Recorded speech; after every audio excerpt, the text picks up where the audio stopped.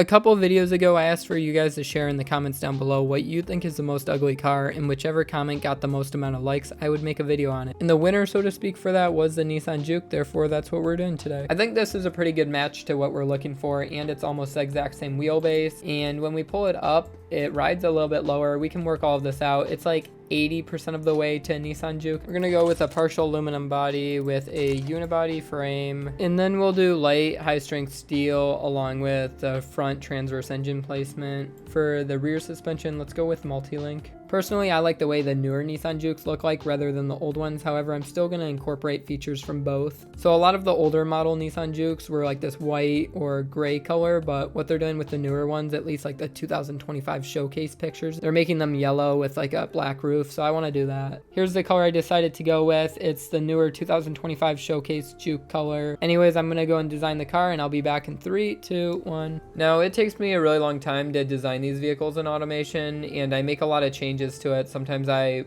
build half the car and then I just decide to restart, so I don't do time lapse. Even if it was sped up like 30 times faster than normal speed, it would still be multiple minutes on end of just time lapse. Anyhow, now that the body's done, we can start with the engine, and I was going to do the turbocharged 1.6 liter 4-cylinder engine. I think it produces about 188 horsepower.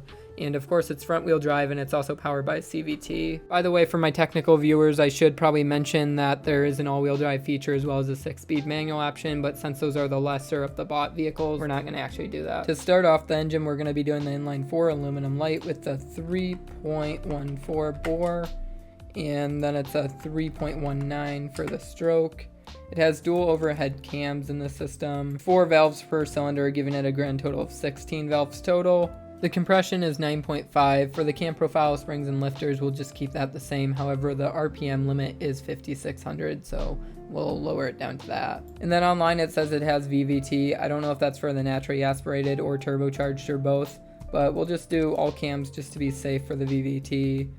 With unleaded, 91 works. We'll go with the standard intake. Going over to the exhaust size, it seems like there's a little bit of debate, but overall 2.25 is the general conclusion. So this is what we're looking at so far. I wouldn't say it's too bad. The torque curve's a little bit crazy, but we're almost at the 188 horsepower. At this point, I just want to fine tune the turbo and then go through everything else until we get up to the 188 horsepower mark and as close as we can with the torque. And then I'll throw it into the vehicle, mess with the drivetrain, suspension, that type of stuff, and then we can throw it into BeamNG. Here's what I was able to come up with. It's 188 horsepower. It's a little bit over on the torque. Overall, it's pretty dang close, closer than the other vehicles I've did in some cases, so we're going to continue on with this, throw it into the car, and see what we can do. Of course, we got to do the CVT. The top speed for these things is only 111 miles an hour.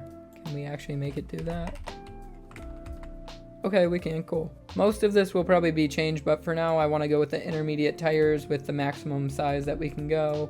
14-inch rims is way too small. We're going to need to do at least a 17, and now the tires are way too thin, so we'll widen them up a little bit. We'll do 13-inch vented disc brakes. Then we'll do a race diffuser just for more downforce. It's nothing visual of a difference, so we'll continue. A little bit lighter of a vehicle, but not all the way. Electric variable. Traction control ABS, standard 20s. Then I'm just going to do a custom tune for the ride height and the suspension since we will be racing it in the end. Now that everything's all tuned up in the vehicle, we can go and check out our 0 to 60. Our brakes are good. Gearing, 5.8 seconds 0 to 60. That's like half of what the real life thing is, but I'm not complaining about that because it's more fun to drive it that way. For the record, I think it's that way because of the way I tuned the turbo, and also it has a little bit more torque. It's time to export it. I'll throw it into BeamNG, and by the way, if you're interested in any of this, here it is. All right, so it's going pretty good. Yeah, look at that. 30, 40, 50, 60.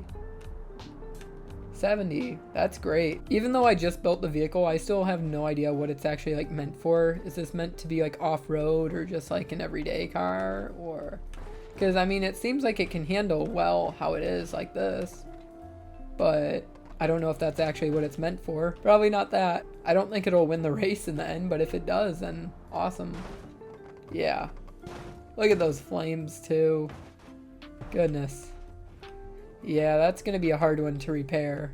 I guess this thing isn't actually a Nissan because it's still driving good and it's clearly reliable. Personally, I don't think this car looks that bad, and if I had it in real life, I'd probably drive it around once in a while, at least for fun. Now, obviously, this isn't an actual representation 100% of how they are in real life.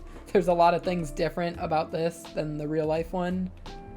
Even though I'm a small YouTuber, if one of my videos blow up like they do sometimes, and Nissan sees that I'm building one of their cars and calling it ugly and claiming it as my own and whatever, I feel like I'll get something in the mail saying I'm getting sued. We've officially lost all our steering ability. It's just too much camber at this point, so we're speeding up 85, 86, 87, right into the wall. Yeah, I thought maybe we could drive away from that, but doesn't look like we'll be able to. Alright, we made it to the race. I turned off traction control and ABS, and I've also never raced up against him before. And then beyond just trying to win the race, obviously I'm trying not to hit him at all. Sometimes he randomly brakes, and looks like we're able to get around him right here.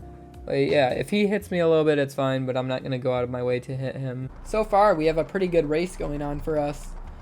A little bit after this is when the turn comes up, so at 250, that's when I like to slow down generally and get ready.